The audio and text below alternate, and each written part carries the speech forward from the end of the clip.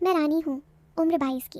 राजस्थान के एक छोटे से गांव से हूँ, जहाँ रेत की ठंडी हवा शाम को चेहरे पर लगती है और सूरज ढलते ही सब कुछ सुनहरा हो जाता है। मेरा रंग गेहुआ है, आंखें काली काली और शरीर, अरे क्या बताऊँ, थोड़ा ऊंचा सा, कमर सीधी और जो कूल्हे हैं वो थोड़े चौड़े, जैसे गांव की कच्ची सड़क पर चलते हुए लहरें उठाती हुई। लोग कहते हैं कि मेरी मुस्कान में कुछ जादू है, जब हंसती हूँ तो दांत चमकते हैं और गाल लाल हो जाते हैं। मैं ज़्यादा सस्ती संवरती नहीं, बस लहंगा पहन लेती हूँ, पर वो भी ऐसे कि नज़रें हट ही नहीं पाती। खैर, ये सब तो बस शुरुआत है। अब सुनो मेरी एक और पुरानी बात, जो आज तक दिल में दबी हुई है। ये कहानी है विक्रम की। विक्रम गांव का ही लड़का था, पर थोड़ा अलग। उसके पापा सरकारी स्कूल में मास्टर थे, तो वो किताबी कीड़ा था। हम बचपन से जानते थे एक दूसरे को, पर दोस्ती ऐसी नहीं कि रोज़ बातें हों, बस कभी कभी नज़रें मिलती और अब वो शर्म आ जाता। ये बात है कुछ साल पहले की, जब मैं 18 की हुई थी।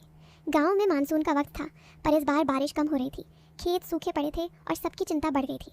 मेरे पापा के पास एक पुराना कुआं था घर के पीछे, जो सालों से बंद पड़ा था। एक दिन पापा ने कहा, रानी कल कुआं साफ करवाना है, मजूर बुला लूँगा। मैंने हाँ कहा। अगली सुबह से काम शुरू हो गया। मजूर आ गए, रस्सियाँ बांधकर अंदर उतरने लगे। दोपहर तक गंदगी निकल रही थी, पुरानी पत्थर, मिट्टी का ढेर। मैं घर के अंदर से ही देख रही थी, चूल्हे पर रोटियां सेंक रही थी मजूरों के लिए। तभी विक्रम आया। उसके हाथ में एक पुरानी किताब थी। बोला, अंकल जी को देखा बाहर तो सोचा मदद कर दूं।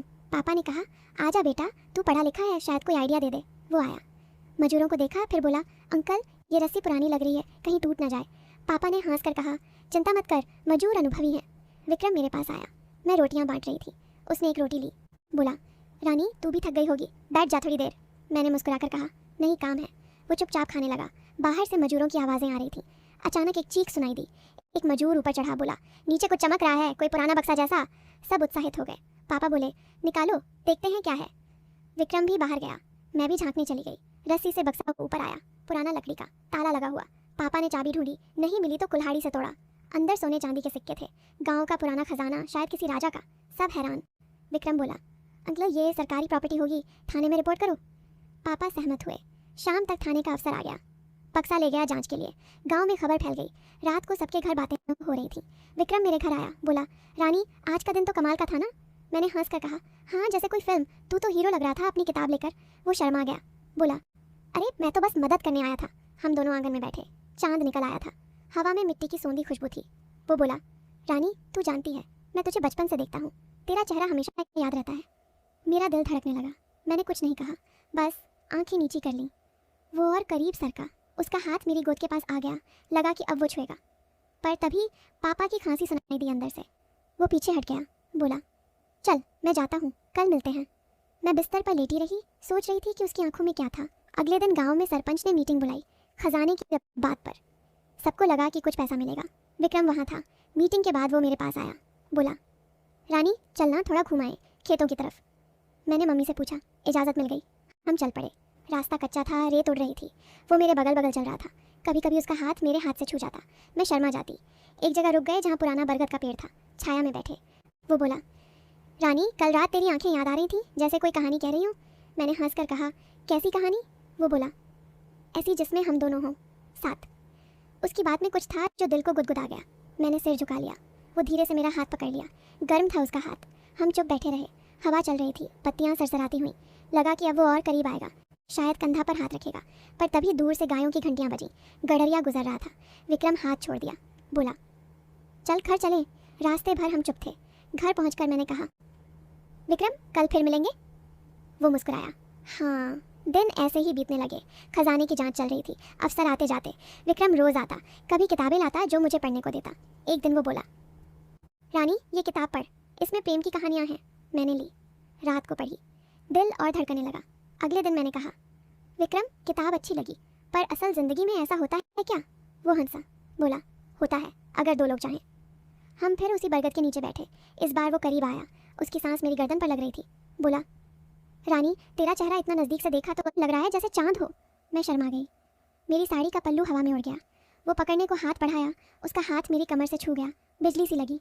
मैं पीछे हटी, पर नजरें मिली। उसकी आंखों में आग थी। लगा कि अब वो मेरा चेहरा छुएगा, पर तभी एक कौआ कांव कांवा। हम हंस पड़े। माहौल हल्का हो गया। फिर एक शाम गांव में त्योहार था, तीज का। औरतें झूले झूल रही थीं। मैं भी झूला झूल रही थी। विक्रम आया। बोला, रानी मैं धक्का दूं? मैंने हाँ कहा। वो धक्का मारने लगा। झूला ऊंचा जाता तो मैं चिल्लाती, नीचे आता तो उसका हाथ मेरी पीठ पर लग जाता। जानबूझकर शायद। रात को नाच गाना हुआ, सब मस्ती में। विक्रम ने मुझे नचाया। उसके हाथ मेरी कमर पर थे। गाना था पुराना राजस्थानी, मोरनी बागान में। हम घूम रहे थे। उसकी आंखें मेरी आंखों में। लगा कि दुनिया रुक गई है। नाच खत्म हुआ तो वो बोला, रानी तू नाचते हुए जैसे कोई अप्सरा। मैं हंस पड़ी। रात भर नींद नहीं आई। सोच रही थी कि ये सब क्या है, दोस्ती या कुछ और। खजाने की खबर आई, कुछ पैसा गांव को मिला, सब खुश। विक्रम के पापा को प्रमोशन मिला, वो शहर जाने वाले थे। एक दिन विक्रम आया, उदास सा। बोला, रानी हम जा रहे हैं, पापा का ट्रांसफ़र। मेरा दिल बैठ गया। मैंने पूछा, कब? बोला, कल। मैं चुप रही। वो बोला, रानी मैं तुझसे बहुत कुछ कहना चाहता था। तू तू मेरी ज़िंदगी का हिस्सा है। मैंने आंखें उठाई। बोला, मैं तुझसे प्यार करता हूँ। शब्द सुनते ही सब कुछ रुक गया। मैं खुश भी थी, डरी भी। बोला, पर अब क्या करूँ, दूर चले जाऊँगा। मैंने कहा, विक्रम रुझा मत, हम कोशिश करेंगे। वो सिर हिलाया, पर उसकी आंखें नम थीं। अगले दिन वो चले गए। ट्रेन पकड़ ली। मैं स्टेशन गई थी देखने। हाथ हिलाया। कई महीने बीत गए। फ़ोन पर बातें होती, फिर धीरे धीरे कम हो गईं। एक दिन खबर आई कि वो शादी कर रहा है शहर की लड़की से। मैं टूट गई, रोई बहुत। मम्मी ने पूछा तो सब बता दिया। वो बोली, बेटी ज़िंदगी में ऐसे ही मोड़ आते हैं। फिर 1 साल बाद मैं शहर गई पढ़ाई के लिए। वहाँ एक कॉलेज में एडमिशन लिया। एक दिन क्लास में प्रोफेसर ने कहा, आज गेस्ट लेक्चरर आए हैं। वो विक्रम था। अब वो टीचर बन चुका था। क्लास खत्म होने के बाद वो मेरी तरफ आया, चौंक गया। बोला, रानी तू यहाँ? मैंने मुस्कुरा दिया। बोले, हाँ पढ़ने आई हूँ। वो बोला, मेरी शादी टूट गई। वो लड़की वो मेरे जैसी नहीं थी। मैं चुप रही। फिर वो बोला, रानी मैंने तुझे कभी बुलाया नहीं, बस डर गया था। हम बाहर निकले, कैफेटेरिया में बैठे, घंटों बातें की, पुरानी यादें, नई जिंदगी। आज हम साथ हैं, शादी हो गई। विक्रम अब गांव लौट आया। हमारा छोटा सा घर है, बच्चा भी है। वो मुझे चिढ़ाता है, रानी तू अभी भी वैसी ही लगती है जैसे बरगद के नीचे।